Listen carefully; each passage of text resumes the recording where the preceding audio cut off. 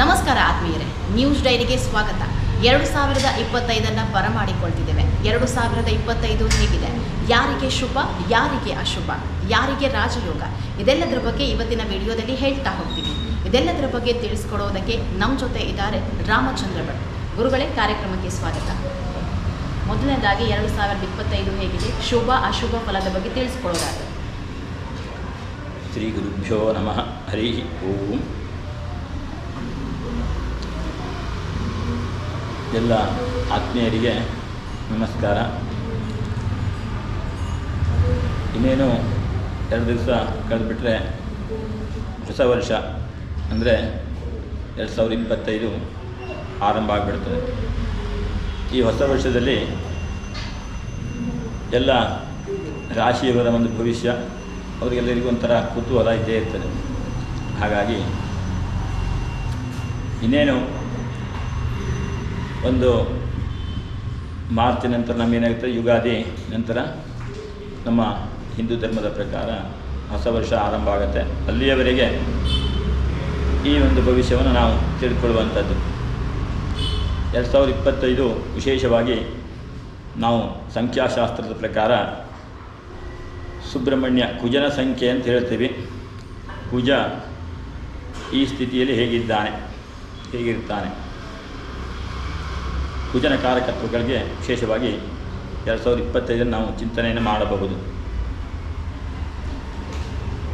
ಕುಜ ಸುಬ್ರಹ್ಮಣ್ಯ ಅಂಗಾರಕ ಇತ್ಯಾದಿಗಳನ್ನು ಹೇಳ್ತೇವೆ. ಆತ ಭೂಮಿಗೆ ಕಾರಕತ್ವವನ್ನು ಹೇಳ್ತಕ್ಕಂಥವನು, ಸಹೋದರ ಕಾರಕತ್ವ ಇತ್ಯಾದಿಗಳೆಲ್ಲ ನಮ್ಮ ಜ್ಯೋತಿಷ್ಯದಲ್ಲಿ ಹೇಳಿರ್ತಕ್ಕಂಥದ್ದು. ಹಾಗಾಗಿ ಈ ಕುಜನ ಪ್ರಭಾವ ಇರುವಲ್ಲೆಲ್ಲ ಏನಾಗುತ್ತದೆ, ಸ್ವಲ್ಪ ಮಟ್ಟಿಗೆ ಸಮಸ್ಯೆಯನ್ನು ಕೊಡ್ತಾನೆ. ಆತ ಯುದ್ಧದಲ್ಲಿ ಸೇನಾನಿಯಾಗಿರ್ತಕ್ಕಂಥವನು. ರಾಷ್ಟ್ರಗಳ ಮಧ್ಯೆ ನಾವು ನೋಡ್ತಾ ಇದ್ದೀವಿ, ಅನೇಕ ಕಡೆ ಯುದ್ಧಗಳು ಉಂಟಾಗ್ತಾ ಇದೆ. ಈ ಸಮಯದಲ್ಲಿ ಆತ ಬಲವನ್ನು ಕಳ್ಕೊಂಡಿರ್ತಕ್ಕಂಥದ್ದು, ಕುಜ ನೀಚನಾಗಿರ್ತಾನೆ ಅಂತ ನಾವು ಹೇಳ್ತೀವಿ.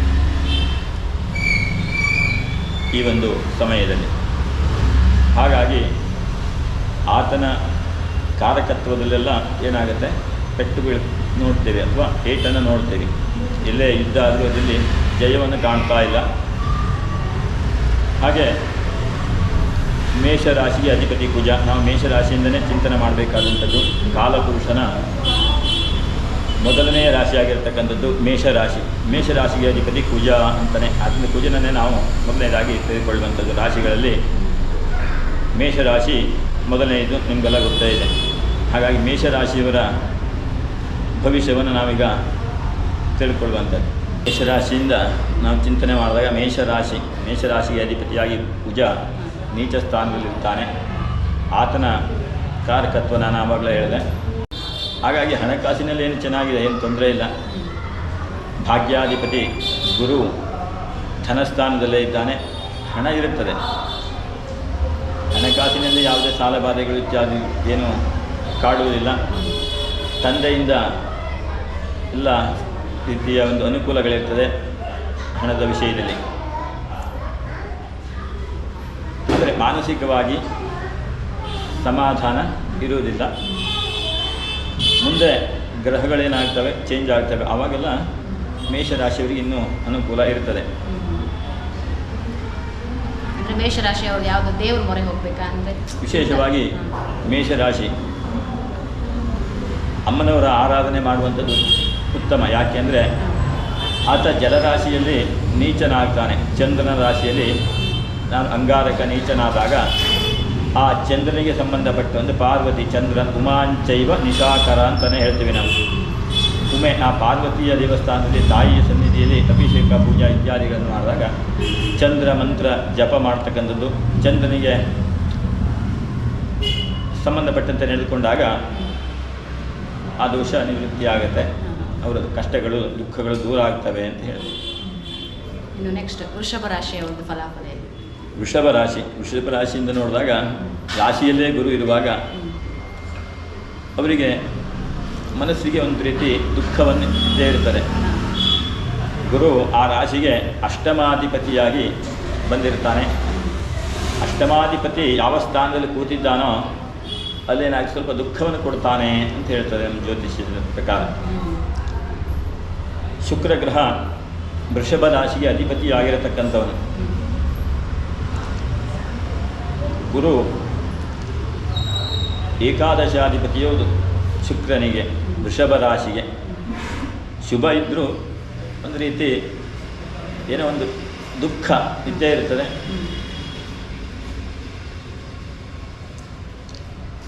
ಹಾಗಾಗಿ ಕಷ್ಟವನ್ನು ಸ್ವಲ್ಪ ಮಟ್ಟಿಗೆ ಅವರು ಎದುರಿಸಲೇಬೇಕಾಗತ್ತೆ. ಅದರಿಂದ ಏನು ತೊಂದರೆ ಏನಿಲ್ಲ ಅವರಿಗೆ, ಆದರೆ ಮಾನಸಿಕವಾಗಿ ಸ್ವಲ್ಪ ಸಮಸ್ಯೆಗಳು. ಹಣಕಾಸಿನಲ್ಲಿ ಏನಾಗಿಲ್ಲ, ಚೆನ್ನಾಗಿರ್ತದೆ. ಶುಕ್ರನಿಗೆ ಸಂಬಂಧಪಟ್ಟಂಥ ಯಾವುದೇ ಕಾರಕತ್ವಕ್ಕೆ ಇಲ್ಲಿ ನಮಗೆ ಅಶುಭ ಕಾಣ್ತಾ ಇಲ್ಲ. ಶುಕ್ರ ಚೆನ್ನಾಗೇ ಇರ್ತಾನೆ. ಆತ ಉಚ್ಚ ಸ್ಥಾನಕ್ಕೆ ಬರ್ತಾನೆ. ಉಚ್ಚ ಸ್ಥಾನಕ್ಕೆ ಬಂದಾಗ ಉತ್ತಮವಾದಂಥ ವಾಹನಗಳು, ಉತ್ತಮವಾದಂಥ ವಸ್ತ್ರ ಅಲಂಕಾರ, ಆಭರಣಗಳು ಇತ್ಯಾದಿಗಳು. ಮತ್ತು ಶುಕ್ರನಿಗೆ ಸಂಬಂಧಪಟ್ಟಂಥ ವಿಶೇಷವಾಗಿ ಕಲಾವಿದರೆಲ್ಲ ಶುಕ್ರನಿಗೆ ನಾವು ಹೇಳ್ತೀವಿ ಸಂಗೀತ, ಕಲೆ ಇತ್ಯಾದಿಗಳಲ್ಲಿ ಅವರಿಗೆಲ್ಲ ಅನುಕೂಲ ಆಗತ್ತೆ. ಆ ರೀತಿ ಏನೂ ತೊಂದರೆ ಇಲ್ಲ. ಆದರೆ ಮಾನಸಿಕವಾಗಿಯೇ ಸ್ವಲ್ಪ ಏನೋ ಒಂದು ದುಃಖ ಚಿಕ್ಕದಾಗಿ ಕಾಡ್ತಾ ಇರ್ತದೆ ಅವರಿಗೆ. ವರ್ಷ ಪೂರ ಹಾಗೆ ಇಲ್ಲ ಇಲ್ಲ, ವರ್ಷ ಏನಿಲ್ಲ. ಈಗ ಮಾರ್ಚ್ ನಂತರ ಏನಾಗುತ್ತೆ, ಯುಗಾದಿ ಸ್ಟಾರ್ಟ್ ಆಗತ್ತಲ್ಲ, ಅದರಿಂದ ಗುರು ಗ್ರಹ ಚೇಂಜ್ ಆದಮೇಲೆ ಅವರಿಗೆ ಒಳ್ಳೆಯ ಸಂಪತ್ತು, ಎಲ್ಲ ರೀತಿಯಿಂದ ಅನುಕೂಲಗಳು ಇರ್ತವೆ. ಧನ ಸಂಪತ್ತು ಹೇರಳವಾಗಿ ಅವ್ರ ಪಾಲಿಗೆ ಪ್ರಾಪ್ತಿ ಆಗುತ್ತೆ. ಯಾಕೆಂದರೆ ಗುರು ಧನಸ್ಥಾನಕ್ಕೆ ಬರುವಾಗ ಹೇರಳವಾದಂಥ ಸಂಪತ್ತನ್ನು ಆತ ಕೊಡ್ತಾನೆ. ವೃಷಭ ರಾಶಿಗೆ ಏಕಾದಶಾಧಿಪತಿ ಆತ ಲಾಭವನ್ನೇ ಕೊಡ್ತಕ್ಕಂಥವನು. ಆವಾಗ ಸಂಗೀತಗಾರರಿಬ್ಬರು ಅವರಿಗೆ ತುಂಬ ಅನುಕೂಲ ಆಗತಕ್ಕಂಥದ್ದು ಅಂತ ಹೇಳ್ತೀವಿ. ಇನ್ನು ಮಿಥುನ ರಾಶಿ ಬಗ್ಗೆ ಹೇಳೋದಾದ್ರೆ, ಮಿಥುನ ರಾಶಿ ಈ ಸಮಯದಲ್ಲಿ ಈಗ ಸದ್ಯದಲ್ಲಿ ಏನಾಗಿದೆ, ಅವರಿಗೆ ಧರ್ಮ ಕಾರ್ಯಗಳಲ್ಲಿ ಆಸಕ್ತಿಯನ್ನು ಕೊಡ್ತಕ್ಕಂಥವನು ಗುರು 12ನೇ ಮನೆಯಲ್ಲಿದ್ದಾಗ. ಆ ರಾಶಿಯಿಂದ 12ನೇ ಮನೆಯಲ್ಲಿ ಗುರು ಇರ್ತಾನೆ. ಗುರು ಸಪ್ತಮಾಧಿಪತಿ ಆಗಿರ್ತಕ್ಕಂಥವನು. ವಿಶೇಷವಾಗಿ ಮಿಥುನ ರಾಶಿಯವರಿಗೆ ನಾವು ಈ ಸಮಯದಲ್ಲಿ ಬುಧಾದಿತ್ಯ ಯೋಗ ಉಂಟಾಗುತ್ತೆ. ಬುಧಾದಿತ್ಯ ಯೋಗ ಇದು ವಿದ್ಯೆಗೆ ಅತ್ಯಂತ ಉತ್ತಮವಾದದ್ದು. ಬುಧ ಬುದ್ಧಿಗೆ ಕಾರಕ ಅಂತ ಹೇಳ್ತೀವಿ. ರವಿ ಮತ್ತು ಬುಧರ ಸಂಯೋಗ ಸಪ್ತಮ ಸ್ಥಾನದಲ್ಲಿ ಆಗೋದ್ರಿಂದ ಆಗಿನ ಸಮಯದಲ್ಲಿ ಹುಟ್ಟಿರ್ತಕ್ಕಂಥ ಮಕ್ಕಳಿಗೆ ಮುಂದೆ ಉತ್ತಮವಾದಂಥ ಭವಿಷ್ಯವನ್ನು ನಾವು ಕಾಣಬಹುದು. ಸ್ವಲ್ಪ ವಾಕ್ ಸ್ಥಾನದಲ್ಲಿ, ವಿದ್ಯಾಸ್ಥಾನದಲ್ಲಿ ಮೊದಲು ಸ್ವಲ್ಪ ಮಟ್ಟಿಗೆ ದೋಷಗಳುಂಟಾದರೂ ಆಮೇಲೆ ಏನಾಗುತ್ತೆ, ಶುಭ ಆಗುತ್ತೆ ಅಂತ ಹೇಳ್ತೀವಿ. ಎಷ್ಟು ಟೈಮ್ ಅಂತ ಇದೆಯಾ ಶುಭ ಅಶುಭದಲ್ಲಿ? ಇವಾಗ ಒಂದು ವಿದ್ಯಾಸ್ಥಾನದಲ್ಲಿ ಕುಜ ನೀಚನಾಗಿರ್ತಾನೆ. ಆ ಸಮಯದಲ್ಲಿ ವಾಕ್ಸ್ಥಾನ, ವಿದ್ಯಾಸ್ಥಾನ ಇತ್ಯಾದಿಗಳನ್ನು ನೋಡಿದಾಗ ಈ 2025 ನಾವು ಜನವರಿ 1ರಿಂದ ಇದನ್ನು ನೋಡಿದಾಗ ಈ ಥರ ಕಾಣುತ್ತೆ. ಮುಂದೆ ಏನಾಗುತ್ತೆ, ಆ ಗ್ರಹಗಳ ಒಂದು ದಶೆ ವೃತ್ತಿ ಇತ್ಯಾದಿಗಳನ್ನೆಲ್ಲ ನೋಡಿ ನಾವು ಫಲವನ್ನು ಹೇಳ್ತಕ್ಕಂಥದ್ದು. ಅವರ ಜಾತಕದಲ್ಲಿ ಆ ಗ್ರಹ ಎಷ್ಟು ಉತ್ತಮವಾಗಿದೆ ಅಥವಾ ಎಷ್ಟು ಪೀಡೆಯನ್ನು ಪಡ್ಕೊಂಡಿದೆ ಅದರ ಮೇಲೆ ನಾವು ಹೇಳಬೇಕಾದದ್ದು. ಸದ್ಯಕ್ಕೆ ಈ ರೀತಿಯಲ್ಲಿ ಇರತಕ್ಕಂಥದ್ದು. ಮುಂದಿನ ಕಟಕ ರಾಶಿ ಬಗ್ಗೆ ಹೇಳೋದು.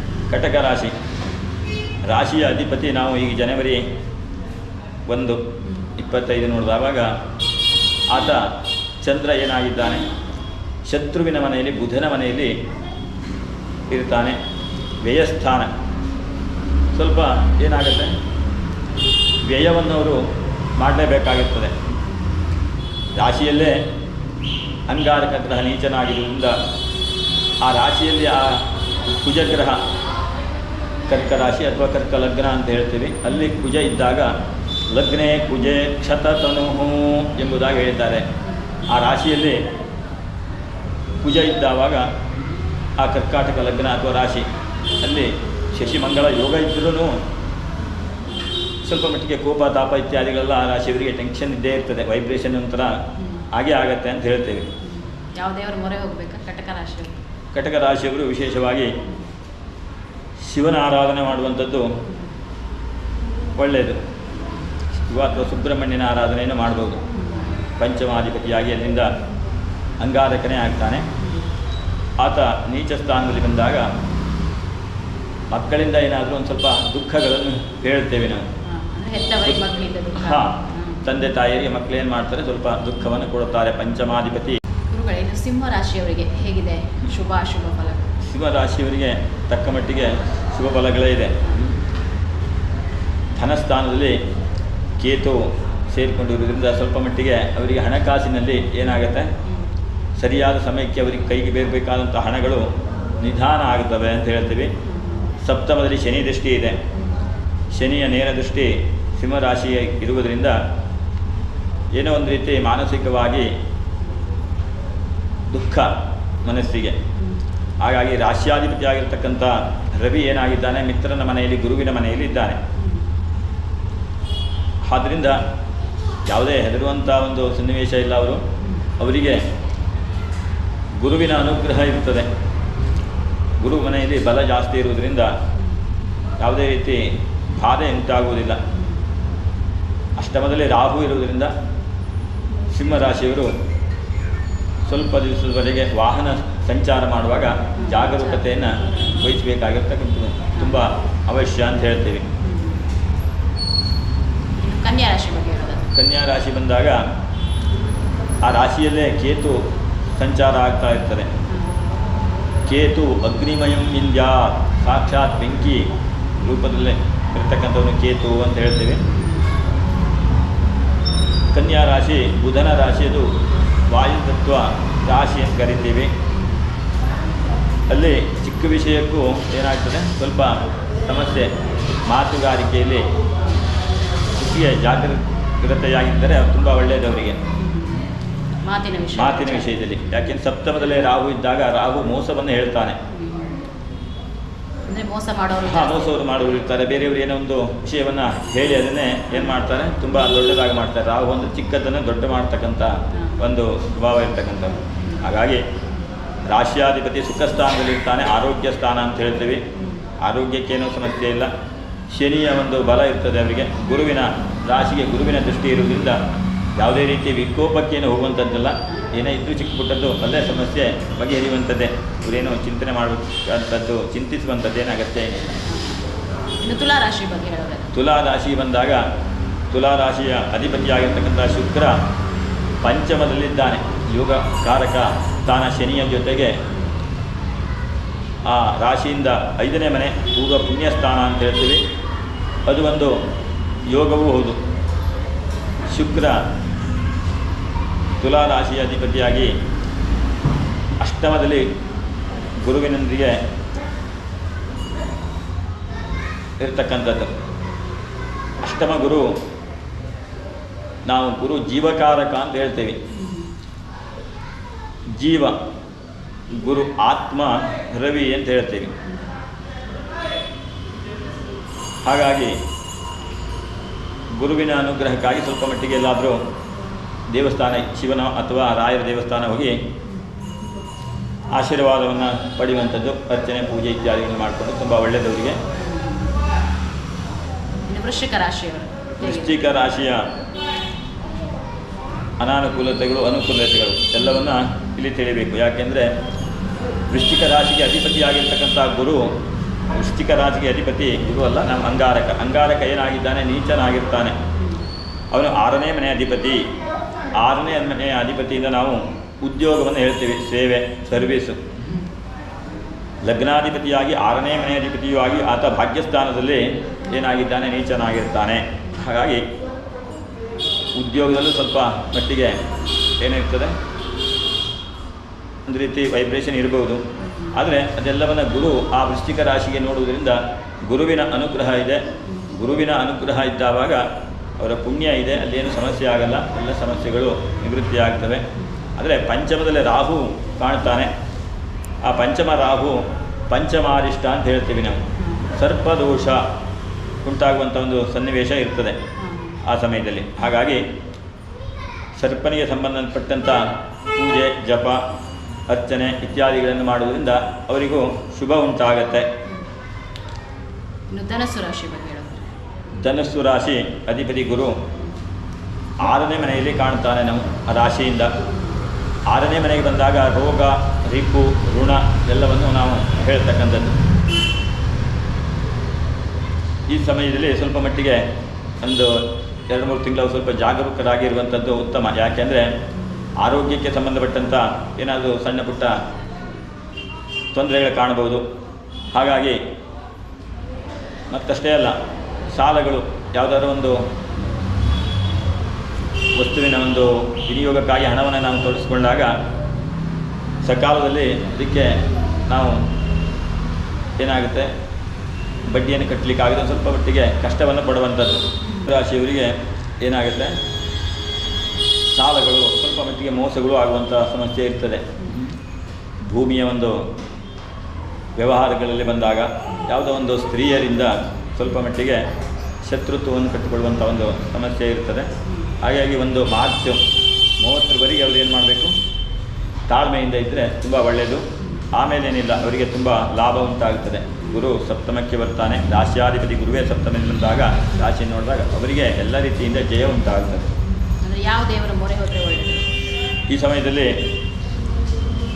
ನಾವು ಲಕ್ಷ್ಮೀ ಆರಾಧನೆಯನ್ನು ಮಾಡ್ತಕ್ಕಂಥದ್ದು, ಲಕ್ಷ್ಮೀ ದೇವಿಯ ಒಂದು ಅನುಗ್ರಹಕ್ಕಾಗಿ ಪ್ರಾರ್ಥಿಸ್ತಕ್ಕಂಥದ್ದು, ಆ ತಾಯಿಯ ದರ್ಶನ, ಅಭಿಷೇಕ, ಪೂಜೆ ಇತ್ಯಾದಿ ಮಾಡುವುದರಿಂದ ಅವರಿಗೆಲ್ಲ ತುಂಬ ಅನುಕೂಲ ಇದೆ.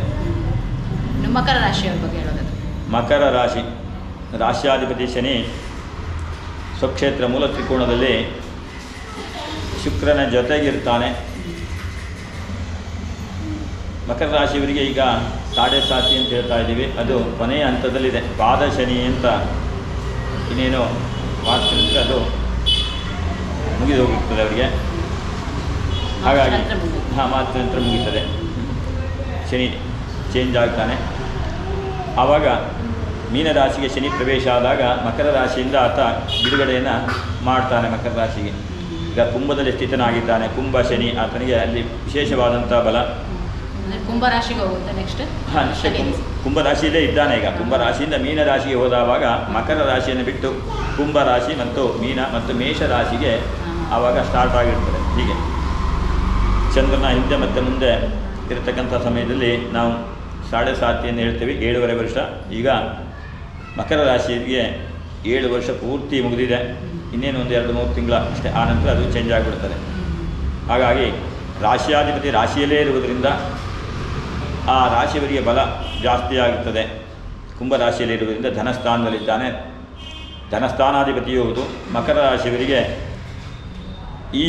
ಈಗ ಒಂದು ಗುರು ಚೇಂಜ್ ಆಗುವಲ್ಲಿವರೆಗೂ ಗುರುಬಲ ಅಂತಿದೆ. ಪಂಚಮದಲ್ಲೇ ಗುರು ಇದ್ದಾಗ ಎಲ್ಲ ರೀತಿಯ ಒಂದು ಅನುಗ್ರಹ, ಮಕ್ಕಳಿಂದ ಒಳ್ಳೆಯ ಶುಭ ವಾರ್ತೆಯನ್ನು ಕೇಳ್ತಕ್ಕಂಥದ್ದು, ಸಂತೋಷವನ್ನು ಪಡ್ತಕ್ಕಂಥದ್ದು. ಸಪ್ತಮದಲ್ಲಿ ಕುಜ ಇದ್ರೂ ಗುರುವಿನ ದೃಷ್ಟಿ ಇರುವಾಗ ಆ ಕುಜನಿಂದ ಆಗತಕ್ಕಂಥ ಯಾವುದೇ ರೀತಿಯ ಅನಾನುಕೂಲತೆಗಳು ಬಾಧಿಸುವುದಿಲ್ಲ ಅಂತ ಹೇಳ್ತೀವಿ. ಎಷ್ಟು ವರ್ಷ ಇರುತ್ತೆ? 1 ವರ್ಷ ಪೂರ ಇರುತ್ತೆ? ಇಲ್ಲ. ರಾಶಿಯಿಂದ ನೋಡಿದಾಗ 3ನೇ ಮನೆ ಪರಾಕ್ರಮ ಸ್ಥಾನದಲ್ಲಿ ರಾಹು ಇದ್ದಾಗ ಉಪಚಯ ಸ್ಥಾನ ಅಂತ ಹೇಳ್ತೀವಿ. ಎಲ್ಲ ರೀತಿಯ ಧೈರ್ಯಗಳು, ಸ್ಥೈರ್ಯಗಳು ಎಲ್ಲವೂ ಇದ್ದೇ ಇರ್ತದೆ ಅವರಿಗೆ. ಯಾವುದೇ ಕೆಲಸಕ್ಕೆ ಹೋದರೂ ಜಯವನ್ನು ಉಂಟಾಗ್ತದೆ. ಪಂಚಮದಲ್ಲಿ ಗುರು, ಪೂರ್ವ ಪುಣ್ಯ ಸ್ಥಾನದಲ್ಲಿ ಗುರು ಇದ್ದಾಗ ಹಿಂದಿನ ಒಂದು ವಿಶೇಷವಾದಂಥ ಪುಣ್ಯ ಅವರಿಗೆ ಪ್ರಾಪ್ತಿಯಾಗತಕ್ಕಂಥದ್ದು. ಹಾಗೆ ಸಪ್ತಮದಲ್ಲಿ ಅಂಗಾರಕ ಗ್ರಹವನ್ನು ನೋಡ್ತೇವೆ. ಸಪ್ತಮದಲ್ಲಿ ಕುಜ ಇದ್ದಾಗ ಕುಜ ದೋಷ ಇತ್ಯಾದಿಗಳಿದ್ದರೂ ನೀಚ ಕುಜ ಆತ ರಾಶಿಯನ್ನೇ ನೇರ ದೃಷ್ಟಿಯಿಂದ ನೋಡ್ತಾ ಇದ್ದಾಗ ಸ್ವಲ್ಪ ಕೋಪಗಳು ಇರ್ತಕ್ಕಂಥದ್ದೇ. ಆದರೆ ಗುರುವಿನ ದೃಷ್ಟಿ ರಾಶಿಯ ಮೇಲೆ ಇರೋದ್ರಿಂದ ಆ ಎಲ್ಲ ದೋಷಗಳು ನಿವೃತ್ತಿಯಾಗತ್ತೆ. ಅಷ್ಟೇ ಅದಲ್ಲ, ಭಾಗ್ಯದಲ್ಲಿ ಕೇತು ಗ್ರಹ ಇರ್ತದೆ. 9ನೇ ಮನೆ ಅಂತ ಹೇಳ್ತೀವಿ, ತಂದೆಯ ಸ್ಥಾನ ಅಂತ ಹೇಳ್ತೀವಿ. ಆ ಕೇತುವಿನ ಒಂದು ಪ್ರಭಾವದಿಂದ ಸಮಯಕ್ಕೆ ಸರಿಯಾಗಿ ಎಲ್ಲವನ್ನು ಪೂರೈಸಿಕೊಳ್ಳುವುದು ಸ್ವಲ್ಪ ಕಷ್ಟ ಆಗಬಹುದು. ಆದರೆ ರಾಶಿಗೆ ಗುರು ದೃಷ್ಟಿ ಇರುವುದರಿಂದ ಅವೇನೂ ಬಾಧಿಸುವುದಿಲ್ಲ. ಏಕೆಂದರೆ ಏಕಾದಶ ಸ್ಥಾನಕ್ಕೂ ಗುರು ದಶಮ ಸ್ಥಾನ, ರಾಶಿಯಿಂದ ದಶಮ ಸ್ಥಾನಕ್ಕೆ ಗುರು ದೃಷ್ಟಿ ಇರ್ತದೆ. ವ್ಯಯಸ್ಥಾನಕ್ಕೂ ಮಕರ ರಾಶಿ ಮೇಲೆ ಗುರು ದೃಷ್ಟಿ ಇರುವುದರಿಂದ ಅವರಿಗೇನು ತೊಂದರೆ ಏನು ಆಗಲ್ಲ ಅಂತ ಹೇಳ್ಬೋದು. ಕುಂಭರಾಶಿಯಲ್ಲೇ ರಾಶಿಯಾಧಿಪತಿ ಶನಿ ಉಚ್ಚನಾಗಿ, ಅಂದರೆ ಮೂಲ ತ್ರಿಕೋಣ ಬಲ ಜಾಸ್ತಿ, ಉಚ್ಚನಲ್ಲ ಆದರೂ ಮೂಲ ತ್ರಿಕೋಣ, ತನ್ನ ಸ್ವಕ್ಷೇತ್ರದಲ್ಲಿ ಅತ್ಯಂತ ಬಲಿಷ್ಠನಾಗಿರ್ತಕ್ಕಂಥವನು. ಕುಂಭರಾಶಿಯವರಿಗೆ ಈಗ 7.5 ಒಂದು ಹಂತ ಕಳೆಯುತ್ತಿದೆ. ಎರಡನೇ ಹಂತದಲ್ಲಿ ಇರ್ತಕ್ಕಂಥವ್ರು ವಿಶೇಷವಾಗಿ ಆರೋಗ್ಯವನ್ನು ಸ್ವಲ್ಪ ಮಟ್ಟಿಗೆ ನೋಡಿಕೊಳ್ಬೇಕಾಗಿರ್ತಕ್ಕಂಥದ್ದು. ರಾಹು ದ್ವಿತೀಯ ಸ್ಥಾನದಲ್ಲಿದ್ದಾಗ ಹಣಕಾಸಿನ ಒಂದು ಸಮಸ್ಯೆಯನ್ನು ಕೊಡುತ್ತಾನೆ. ಹಣಕಾಸಿನಲ್ಲಿ ಮೋಸ ಆಗುವಂಥದ್ದು, ಆರೋಗ್ಯದಲ್ಲಿ ಸ್ವಲ್ಪ ಏರುಪೇರಾಗುವಂಥದ್ದು ಇತ್ಯಾದಿಗಳನ್ನೆಲ್ಲ ನಾವು ನೋಡ್ತೇವೆ. ಕೊನೆಯದಾಗಿ ಮೀನರಾಶಿ ಚೆನ್ನಾಗಿದೆ 2025. ಮೀನರಾಶಿ ಸದ್ಯಕ್ಕೆ ತೊಂದರೆ ಇಲ್ಲ. ಯಾಕೆ ಗುರು ರಾಶ್ಯಾಧಿಪತಿಯಾಗಿ ಆತ ತೃತೀಯದಲ್ಲಿದ್ದಾನೆ. ತೃತೀಯ ಗುರು ಅಷ್ಟೊಂದು ಶುಭ ಅಲ್ಲ, ಆದ್ರೂ ಸ್ವಲ್ಪ ರಾಶಿಯಲ್ಲೇ ರಾಹು ಇರುವಾಗ, ರಾಹು ಸರ್ಪ ಅಂತ ಹೇಳ್ತೀವಿ, ಸರ್ಪ ಎಷ್ಟು ವಿಷಯುಕ್ತವಾಗಿರ್ತದೆಯೋ ಹಾಗೆ ಆ ರಾಶಿಯಲ್ಲೇ ರಾಹು ಸೇರಿಕೊಂಡಾಗ ಏನಾಗ್ತದೆ, ಆ ರಾಶಿಯವರನ್ನ ಸ್ವಲ್ಪ ಮಟ್ಟಿಗೆ ನಾವು ನಂಬುವುದು ಕಷ್ಟ, ಅಂದರೆ ಸುಳ್ಳು ಹೇಳುವಂಥದ್ದು ಇತ್ಯಾದಿಗಳೆಲ್ಲ ಆಗಿಬಿಡುತ್ತದೆ ಮೀನರಾಶಿಯವರಿಗೆ ಆ ರಾಹುವಿನ ಪ್ರಭಾವದಿಂದ. ಹಾಗೆ 6ನೇ ಮನೆಯಲ್ಲಿ ಕುಜ ನೀಚನಾಗಿರ್ತಾನೆ. ಕೆಲಸಗಳು, ಸೇವೆಗಳು ಅಂತ ಹೇಳ್ತೀವಿ. 6ನೇ ಮನೆಯ ಅಧಿಪತಿಯಾದಂಥ ಚಂದ್ರ ಅಲ್ಲಿಂದ ವ್ಯಯಸ್ಥಾನದಲ್ಲಿದ್ದಾನೆ. ಹಾಗಾಗಿ ಸ್ವಲ್ಪ ಮಟ್ಟಿಗೆ ಉದ್ಯೋಗದಲ್ಲೂ ಹಿನ್ನಡೆ ಆಗುವಂಥದ್ದು. ಹಾಗೆ ಸಪ್ತಮದಲ್ಲೇ ಕೇತು, ಸಪ್ತಮ ಕೇತುವಿನಿಂದ ಅವರಿಗೆ ಬರತಕ್ಕಂಥ ಒಂದು ಪ್ರಮೋಷನ್ ಇರ್ಬೋದು, ಇದೆಲ್ಲವೂ ಸ್ವಲ್ಪ ಮಟ್ಟಿಗೆ ನಿಧಾನ ಆಗತ್ತೆ. ಸಪ್ತಮ ಸ್ಥಾನವನ್ನು ಗುರು ನೋಡ್ತಾ ಇದ್ದಾನೆ. ನಿಧಾನ ಆದರೂ ಆ ಕೆಲಸ ಆಗತ್ತೆ, ಅದರಲ್ಲೇನು ಭಯ ಪಡುವಂಥದ್ದೇನಿಲ್ಲ. ಸ್ವಲ್ಪ ಮಟ್ಟಿಗೆ ಗಣೇಶನ ದೇವಸ್ಥಾನಕ್ಕೆ ಹೋಗಿ ಗಣೇಶನ ಆರಾಧನೆ, ಪೂಜೆ ಇತ್ಯಾದಿ ಮಾಡೋದು ಬೇಗ ಅವರ ಕೆಲಸಗಳು ಆಗತ್ತೆ ಅಂತ ಹೇಳ್ತೇವೆ. ಹಾಗಾಗಿ ವ್ಯಯಸ್ಥಾನದಲ್ಲಿ ವ್ಯಯಾಧಿಪತಿ ಶನಿಯೇ ಇರ್ತಾನೆ. ಸ್ವಲ್ಪ ಸಮಯಕ್ಕೆ ಸರಿಯಾಗಿ ನಿದ್ರೆ, ಊಟ ಇತ್ಯಾದಿಗಳನ್ನು ಮಾಡೋದ್ರಿಂದ ಅವರಿಗೆಲ್ಲ ಒಳ್ಳೆಯದಾಗತ್ತೆ ಅಂತ.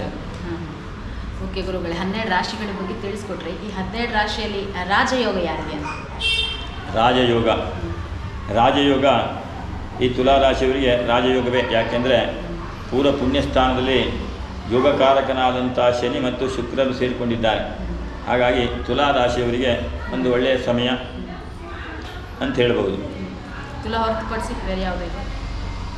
ತುಲಾ ಹೊರತುಪಡಿಸಿದಾಗ ನಾವು ವಿಶೇಷವಾಗಿ ಮಕರ ರಾಶಿಯವರಿಗೂ ರಾಶ್ಯಾಧಿಪತಿ ಶನಿ ಹಾಗೆ ಶುಕ್ರ, ಇವರು ಮಕರ ರಾಶಿಗೆ ಯೋಗಕಾರಕ ಶುಕ್ರ, ಹಾಗೆ ತುಲಾ ರಾಶಿಗೆ ಯೋಗಕಾರಕನ ಶನಿ, ಇವರೊಟ್ಟಿಗೆ ಇರುವುದರಿಂದ ಮಕರ ರಾಶಿಯವರಿಗೂ ಶುಭವನ್ನು ನಾವು ಕಾಣಬಹುದು. ವಿಶೇಷವಾಗಿ ರಾಜಯೋಗ ಅಂದರೆ ಏನಿಲ್ಲ, ಯಾವುದೋ ಅವರು ಇಷ್ಟು ದಿವಸ ಕಷ್ಟಪಟ್ಟಿರ್ತಾರಲ್ಲ, ಶ್ರಮ ಪಟ್ಟಿರ್ತಾರೆ, ಅದಕ್ಕೊಂದು ಸರಿಯಾದಂಥ ಫಲ. ಅಪ್ರಾಪ್ತಸ್ಯ ಪ್ರಾಪ್ತಿ ಇದು ಯೋಗ ಅಂತ ಹೇಳ್ತೀವಿ. ಯಾವುದು ಪ್ರಾಪ್ತಿ ಆಗದೇ ಇರತಕ್ಕಂಥದ್ದು ಪ್ರಾಪ್ತಿಯಾಗಿರ್ತದೆಯೋ ಅದೇ ರಾಜಯೋಗ. ವಿಶೇಷವಾಗಿ ರಾಜರು ಅಷ್ಟೇ ತುಂಬ ಏನು ಮಾಡಿರ್ತಾರೆ, ಕಷ್ಟಪಟ್ಟು ಆಮೇಲೆ ಸುಖವನ್ನು ಪಡಿತಾರೆ. ನಮಗೆ ಕಾಣ್ತದೆ ರಾಜರು ಚೆನ್ನಾಗಿದ್ದಾರೆ ಅಂತ. ಆದರೆ ಅವರು ಕಷ್ಟಪಡಲೇಬೇಕಾಗಿರ್ತಕ್ಕಂಥದ್ದು. ಆ ರಾಜ್ಯದಲ್ಲಿ ಆಡಳಿತ ನಡೆಸಬೇಕು ಅಂತಾದರೆ ಶತ್ರುಗಳನ್ನು ನಿಗ್ರಹಿಸುವಂಥ ಶಕ್ತಿ ಬೇಕು ಅವರಲ್ಲಿ.